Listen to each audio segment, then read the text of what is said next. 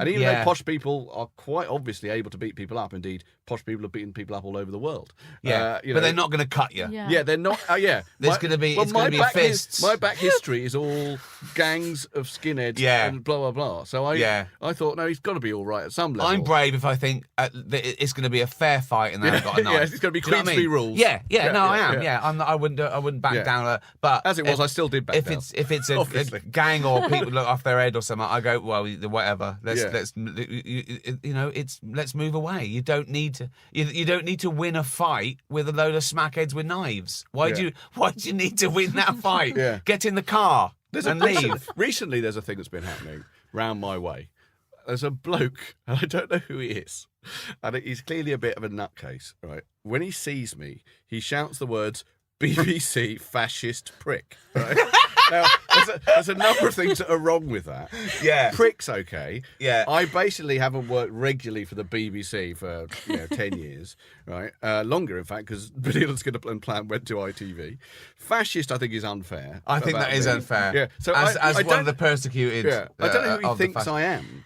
Right, because I don't even think he can think I'm Alan Yentop, who I assumed at first from the words BBC, he must think I'm Alan Yentop, who, for listeners who don't know, that's someone who's worked for the BBC for many years, who looks like a sort of more Arabic, older version of me, right? But he can't be a fascist either. No. Unless this is one of these blokes who's so, anti-establishment conspiracy theorist, he thinks anyone who works for the BBC is a fascist. Well, I think that probably is. Yeah, that you're the. He says it all the time. Every time I see deep him. state. How do you react? Do you just next time I am thinking about because. I've talked about how I run away from hard working class people. Definitely that's still the case. Posh people I might put up a fight. We're talking about a third category here, which is mad people. Yeah. Now, mad people I'm not sure, because they probably won't be able to pick up much of a fight, but then again, they might be completely mental now, next thing you know. Do they know where you live is the question. That's the first question. Yeah, that's a good question. Do they know where you live? He lives round they know my way. who you are, so they can get you at any gig. If they were absolutely mental and they decided to do a John Lennon on you, they can find you if they know who you are. Oh my God. No, do you know what I mean? That's the other problem. It is a worry. It's like there's a disadvantage of them knowing who you are. It is a worry. It's a worry. It's a worry, yeah. They go to the police station and say... Now you brought that up. Yeah. It's slightly worrisome, yeah. Yeah. Particularly because I found out the other day, I was watching BBC 4 or whatever, and there's a song, again, your listeners might not know this, but a novelty song called There's No One Quite Like Grandma, which was a big song for the St Winifred School Choir in 1980. And in 1980, that kept Imagine off #1 just after John Lennon had been shot.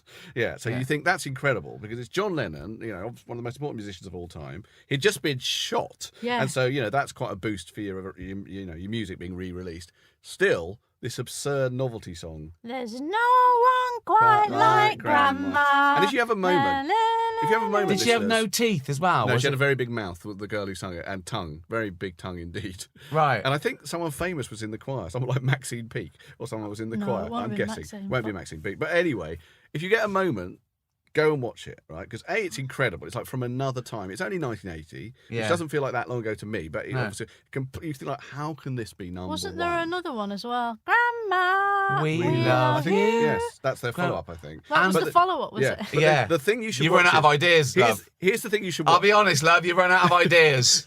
Right? Can I just paint a picture for you, for listeners who don't know what it is? It's a group of young girls. They're probably about 9 or whatever, led by this one young girl with very curly hair and a big tongue. And they're all singing. There's no one quite like Grandma, dressed in pink kind of camisoles. Is that a word? How many times have I don't you know what a watched it? camisole is. Yeah, like a uniform. Yeah. Like a weird uniform. Yeah, this is But here's the key actually thing. school choir. In the background, on Top of the Pops, there is a montage of old ladies who are supposed to be the grandmas. And they're in black and white. And it is the most depressing series of pictures of old ladies you can imagine. It's not old ladies smiling or in colour or in some nice outdoor. It's them in bleak, horrible kitchens looking as pissed off and unhappy. One of them's got no arms and legs in a bucket.